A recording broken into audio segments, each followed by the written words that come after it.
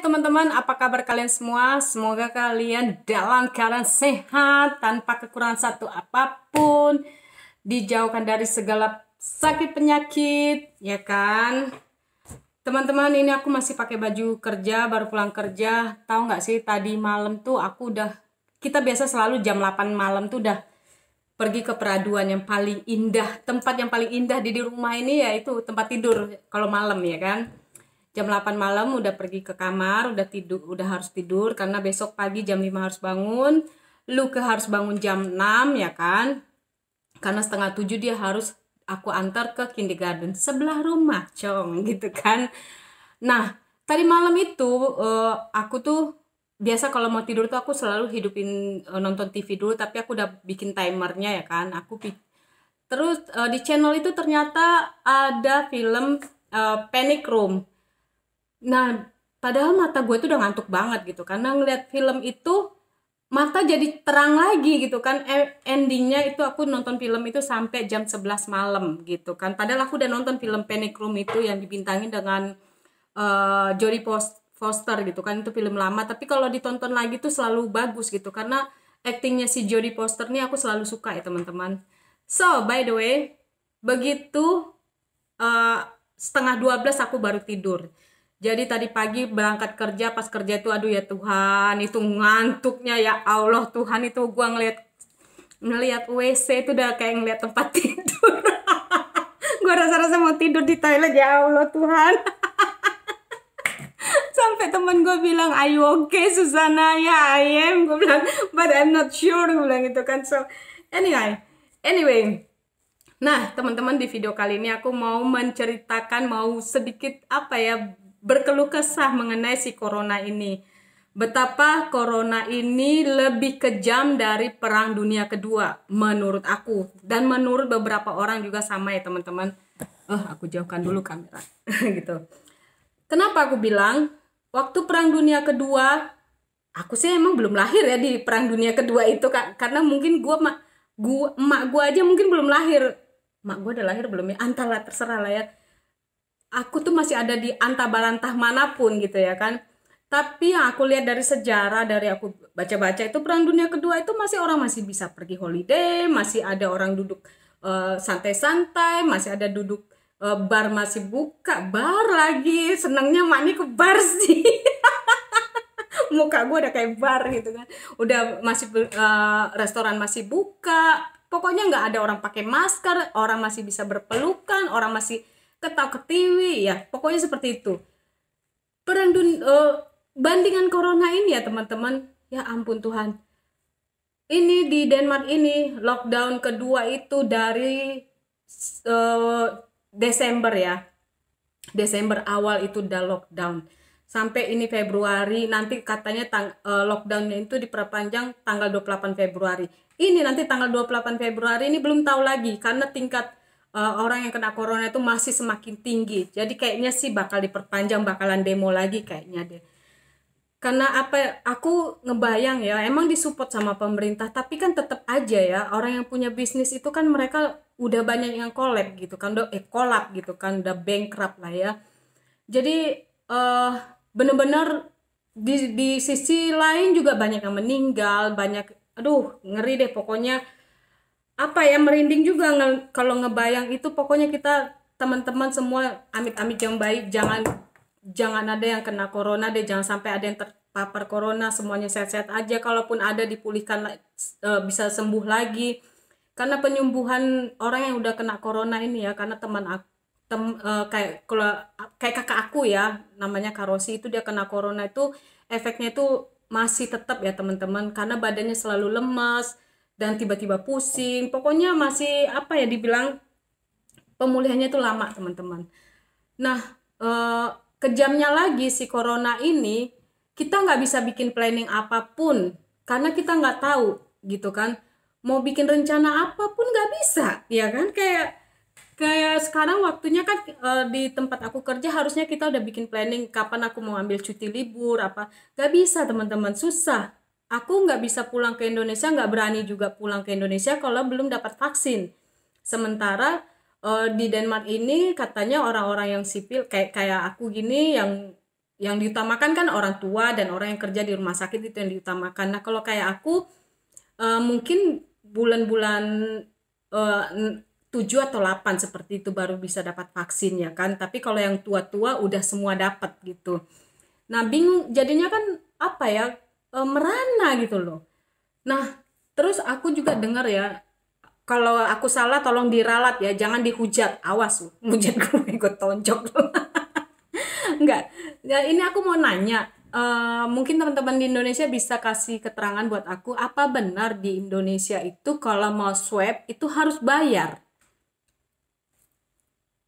Bingung gua gitu loh, bingungnya itu kan musibah gitu loh, wabah. Kenapa orang mau swab itu harus bayar, sementara di sini oke, gua nggak bisa bandingkan di sini karena ini negara maju dan penduduknya cuma 5,5, naik sekarang 5,6, hampir 5,6 juta orang dibandingkan Indonesia 280 juta, berlipat-lipat ya kan. Tapi Indonesia kan negara kaya, kaya raya, banyak sumber alamnya, pokoknya kaya banget deh. Yang korupsi itu udah nggak tahu sampai kayak apa lagi eh, ininya gitu kan. Pokoknya Indonesia kaya raya, dan aku seharusnya orang yang swab itu nggak perlu dipungut biaya dong, karena setahu aku waktu itu bapak aku mau datang ke Jakarta, dia harus swab dan itu bayar kayaknya 500.000.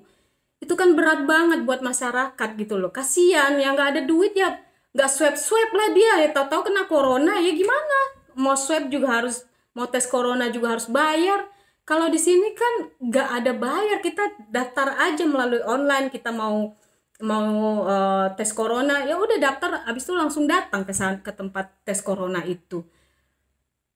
Gak habis pikir gue, sumpah, kok bisa gitu loh di saat wabah seperti ini negara itu nggak mengcover masyarakatnya. Harusnya dibebaskan biaya dong, biar semua masyarakat itu biar jelas datanya, eh, nyata gitu. Oh yang kena corona sekian orang, yang enggak sekian orang. Jadi kalau untuk swab aja harus bayar, itu gimana gitu kan, kasihan yang masyarakat nggak ada duitnya, masa harus swab aja 500.000, itu uang banyak loh, ya ampun Tuhan.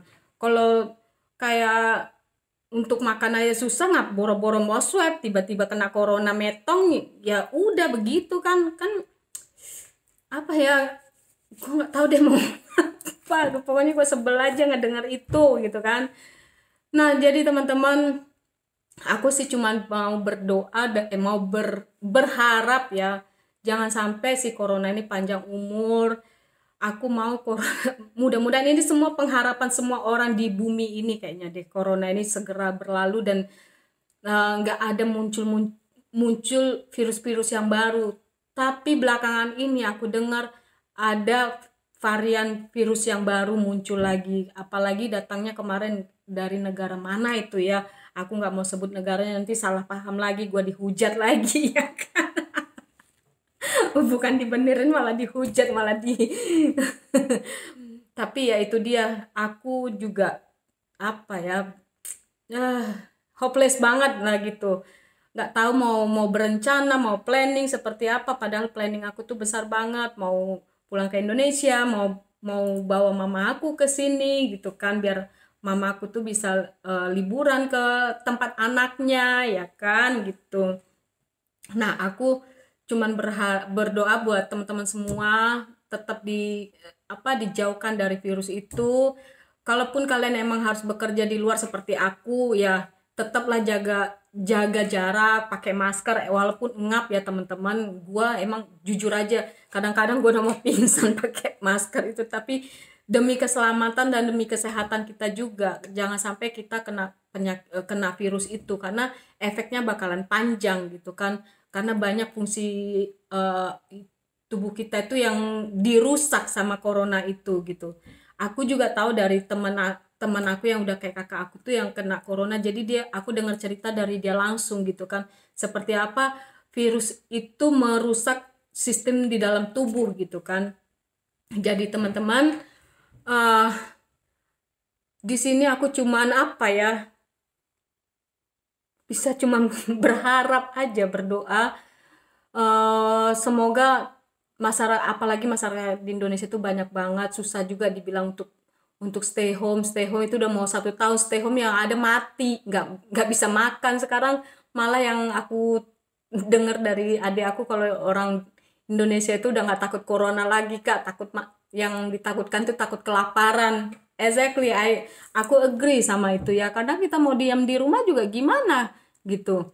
Gak mungkin kita berdiam di rumah terus tanpa ada yang kasih makan kita. Emang makanan itu datang dari periuk bim salabim gitu kan? Enggak juga, harus dicari dulu ya kan. Dicari juga belum tentu dapat ya kan.